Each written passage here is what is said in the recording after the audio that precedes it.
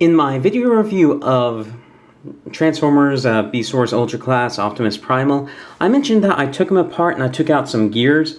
And the reason I did that is because normally this figure, the arms are linked together inside of the chest. And what that caused was, if you say move this arm out, it would cause this arm to move also, or it would cause the bicep to swivel depending on how you have the arm set up. There's a little switch inside, I'll explain that later.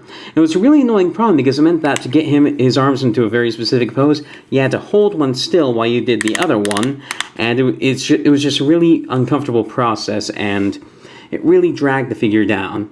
Now the modification for this is really simple. All you need to do is, well, first make sure that he doesn't have any of his missiles or his accessories attached because they'll get in the way and probably fall off if you don't take them off. And then swing his missiles forward, and then there are 4 screws you need to take out. There's one right here, one right here, one right here, and one right here. And when you take out the screws, make sure you put them in a safe place, because if you lose them, then replacing them will be a bitch, because if they're too long, then they won't actually hold the torso together. There'll be some wiggle play in there, or if they're too short, you run a risk of stripping the screw holes. So after you take those out, I've already taken them out to keep this video from running too long. Then you will pull him apart like this, and be careful when you reassemble him because this part right here comes out, and so does the arms and the waist. So make sure that everything stays set in it just right. But what you want to take out are 3 gears. There's one that would go right here, one that went right here, and one that went right here. Technically, you only need to take out the one that goes along right here, but there's no reason to have the other ones in the figure. And it's possible for them to come out of where they're set in the figure while you're putting it back together, and that can leave parts that rattle around. So it's just easiest to take them all out.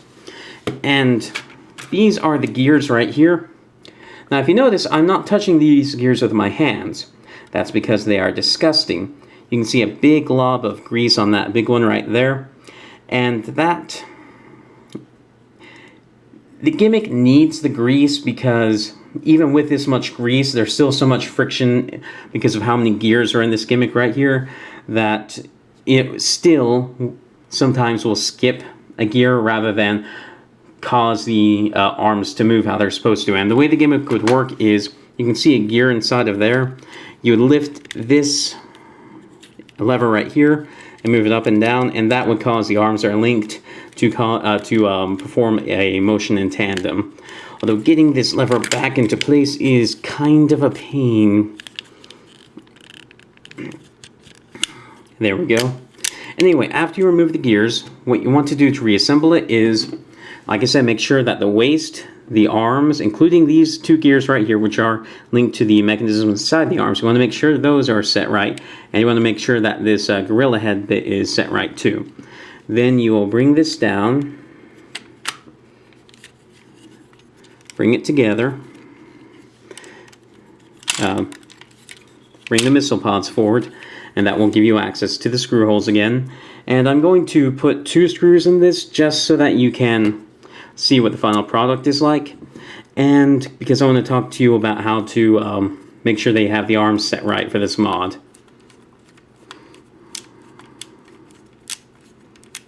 Oops.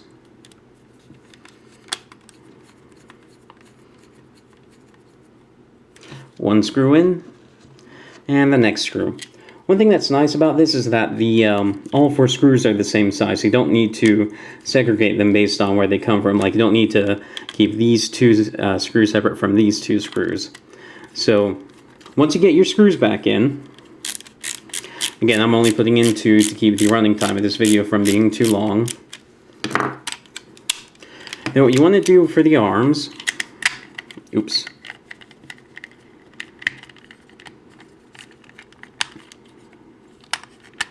What you want to do for the arms is, on the arms there's a little button right here.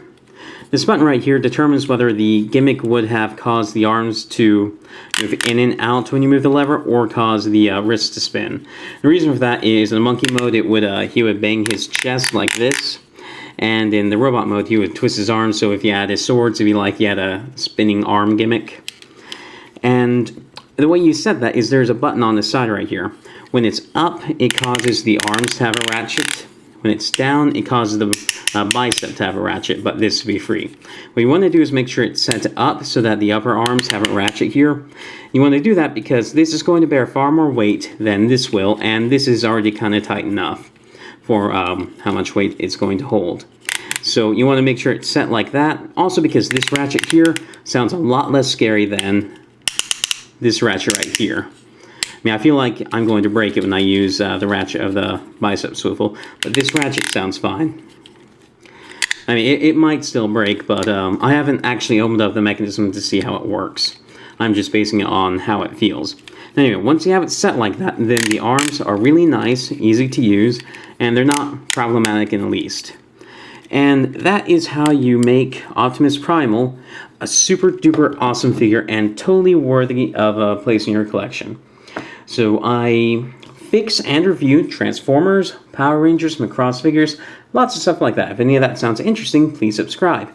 Be sure to check the video description for any links like to our Facebook page that may be relevant. And thank you for watching.